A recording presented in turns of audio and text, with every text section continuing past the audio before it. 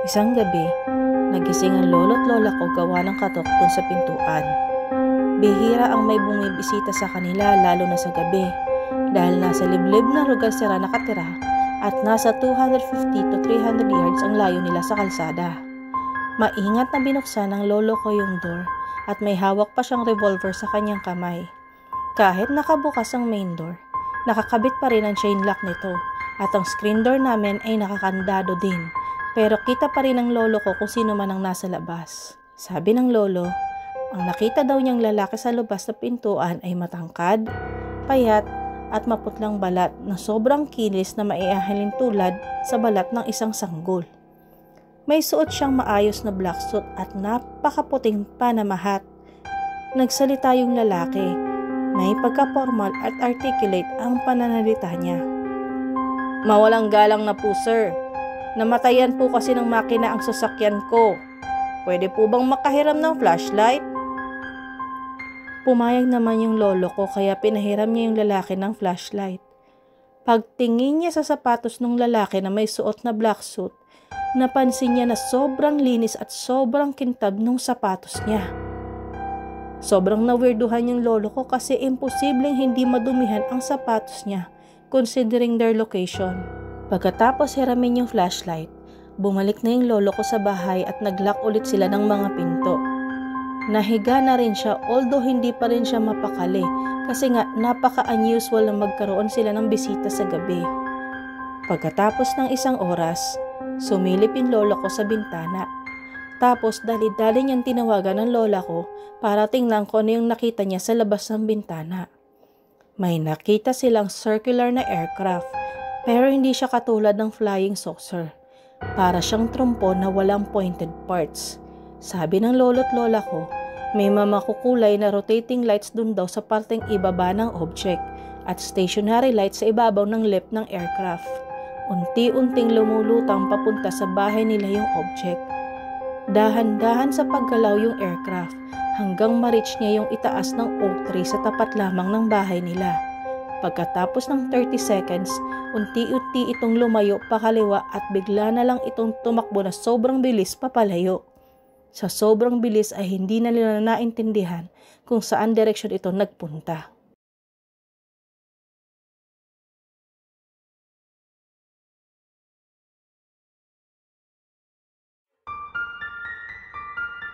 Ako si Jim Templeton. Noong 1960s, kinunan ko ng photo ang aking anak malapit sa Burg March. Doon ko na-capture accidentally ang isang tao na nakasuot ng astronaut outfit. Kahit wala namang tao doon na nakasuot ng astronaut na costume. Kalaunan sumikat ang photo ng aking anak at tinawag ng media ang astronaut sa likuran niya na Sol Weyfert Spaceman.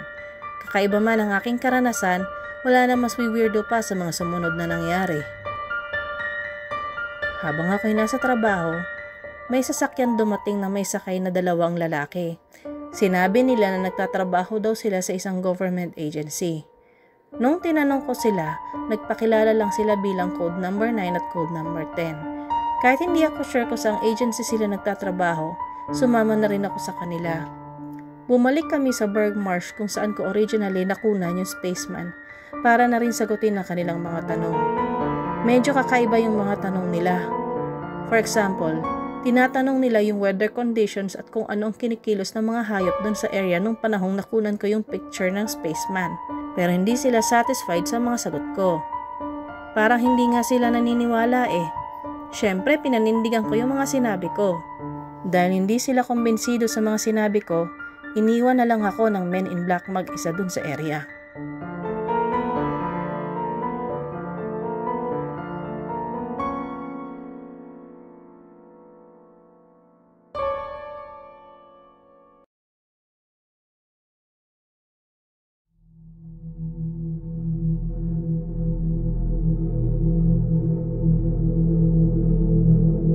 Noong 1986, ako at si Betty ay bumiyahe papuntang Capitol Beach, Florida para bisitahin ang kanyang kapatid. Kaso sa sobrang traffic, naisip na lang namin ng asawa ko na mag-camp na lang kami sa Lake Worth Campgrounds. Nag-camp na kasi kami dito in the past. Naisip namin na safe na lugar ang campground para sa mga gustong magpahinga at para magkaroon kami ng fresh start the next day. Pero hindi pala ganun kasimple ang buhay. Pumasok ako sa opisina ng campground para mag-sign ng documents. Pagpasok ko ng office, may narinig akong nagkukwentuhan na may UFO sightings daw sa campgrounds last night. Di na ako nag-usisa kasi sobrang pagod na ako. Naghanap ako ng magandang location sa campgrounds para mag-camping. Napansin ko yung camp ay parang grid. Ang mga kalsada ay nasa east at west samantalang nasa north and south naman ang mga campgrounds. Inayosan namin yung mga upuan sa car para makahiga na kami, pero hindi agad kami nakatulog. Bigla na lang may makulay at maliwanag na bola na mas malaki pa sa itlog ng manok ang dumaan sa car door dun sa driver's side. Sarado yung car door, pero unti-unting nakapasok yung maliwanag na bola. Multifaceted siya at ang kanyang liwanag ay nakarating lang dun sa loob ng bola. Wala akong naalala pero tingin ko nakatulog na ako noon. Around 3 in the morning, may narinig akong sasakyan na tumigil malapit sa amin. Sumilip ako sa bintana at may nakita akong 4-door Cadillac. Since gising pa nga ako, naisip kong lumabas at gumamit ng restroom. Pagkagamit ng restroom, bumalik na ako sa sasakyan. Bago pa ako makapasok ng sasakyan, napansin ko yung Cadillac. Meron siyang yellow plate. Tingin ko New York yun. Ang medyo napansin kong weird ay yung papalapit na ako sa rear fender ng sasakyan ko. Sabay-sabay nagbukas ang 4 na pintuan ng Cadillac. May lumabas na 4 na lalaki. Lahat sila ay may suot na black suits, black hat at mukha silang Asian at sobrang payat nila. Nung nakalabas na sila, sabay-sabay din nilang sinara yung pintuan. Kahit antok na ako at gusto ko nang makatulog, pero sobrang weird nang nakita ko. Obviously sila yung sinasabi ng marami ng Men in Black. Dapat ko ba silang katakutan? Tingin ko hindi, pero sobrang strange talaga nila Bumalik na lang ako sa kotse at natulog na lang. Nagising ako nung sunrise at narinig ko yung Cadillac na umalis na. Grabe, sobrang weird talaga ng gabi ko. Pero nag-iwan pa sila ng physical effects. Digital clock ko ay naging advance ng 20 minutes at yung compass ko ay off ng 90 degrees.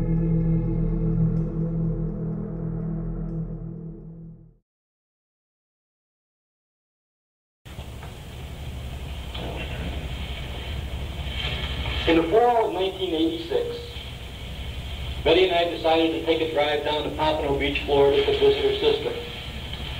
Now we ended up on the road for a long time. We got delayed by traffic and construction, so we decided to pull into the Lake Worth campground where we had camped in the past. And the idea being that it would be a safe place to sleep and we could take a shower in the morning and get a fresh start. But life is never that simple. When I went into the office, 2 people were talking about a UFO sighting near the campground on the previous night. But I was so tired, I had to tell you the truth, I just didn't care. I got us a spot and parked the car. And the lots in this campground all face directly north and south. The main roads run east and west, and it's laid out like a grid. The rest go north and south. Well, we folded down the seats in the car into a bed. Thought we'd get a good night's sleep. Well, that didn't happen right away. All of a sudden, a multicolored ball of light, about maybe a little bigger than an egg, came right through the car door, through the door on the driver's side, which was closed, and it slowly drifted through the car. And this thing was multifaceted, and it had many colors reflecting off it, but yet it wasn't lighting anything around it. All the light was retained within this ball itself. Now, I don't remember the thing leaving, so I'm assuming that I fell asleep at that time. The next thing I remember is about 3 o'clock in the morning, I heard someone pull in next to us. And that was strange because if they pulled into a lot, they would have been further away. This sounded like it was very close. I peered out the window to see a large 4-door Cadillac had pulled in at a 45-degree angle to our car. Well, I figured since I was awake anyway now, this would be a good time to go down and use the restrooms that were about 30 yards or so from where we were parked. On my return, I noticed the Cadillac had yellow plates, which I assumed were New York. At least that's what they looked like. And then it got kind of strange. As I approached the left rear fender of the car, all four doors opened exactly at the same time. As they did, four men got out. They were all dressed with black suits, black hats. They appeared Asian. They were extremely thin. And the doors just opened as if one. And then what was strange, they went around the car in exact unison, and this is while I'm walking by, got in front of their doors, now on the opposite side, and shut all the doors at exactly the same time. Now, at this time, 3 o'clock in the morning, I'm tired, I want to go back to sleep, but this is a little bit strange. They were obviously what's commonly referred to as the men in black. Did I perceive them as a threat? No. I just perceived them as being very strange. I returned to the car, went back to sleep, and then I woke up again just at dawn. It was just starting to get light, and I heard the Cadillac start up and leave. And I remember thinking at the time, oh, wow, that was kind of a weird night. But again, there were physical effects left. And this is where I wish the heck it would be easier to get a hold of somebody to examine these things when it happened. It's just, you just can't do it fast enough. I turned on the radio in the car when I got up for the day, and I was surprised to see the digital clock had advanced by 20 minutes. Also, the compass, which was pointing due north the night before, was now pointing almost due east. It was almost 90 degrees off, and the car had not moved. Now, the compass never would work from that time on. I ended up scrapping it. I consulted electrical engineers, and they said it should be physically impossible for a digital clock to advance by 20 minutes overnight, unless there was some sort of electromagnetic pulse or something like that involved. Now, last but not least, a walk around the car with a compass revealed something a little strange. If you hold the compass near your car, the needle will point toward the car because of the attraction of the metal. At a distance of 3 feet from the car, I could walk around it with a compass, and I photographed this at each, probably 8 different points around the car. The compass would point away, toward the car, until I got to the driver's door, the rear corner of the driver's door, where that object had come through. The needle, even as far as 3 and 4 feet away from the car, would spin around and point exactly in the opposite direction. Again, I don't have the scientific knowledge to analyze something like that, but I wish I could have gotten a hold of somebody that did.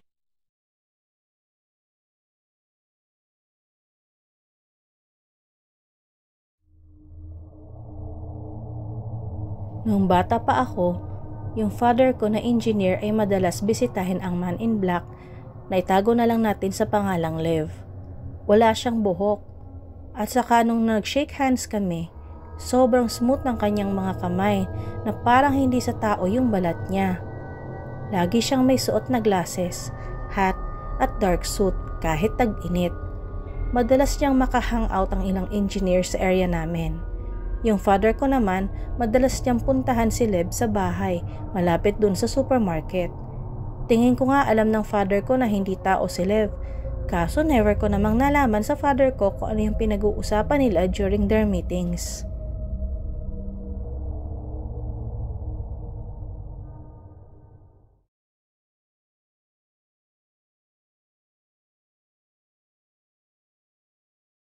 Shoutout po sa mga subscribers at mga nanonood.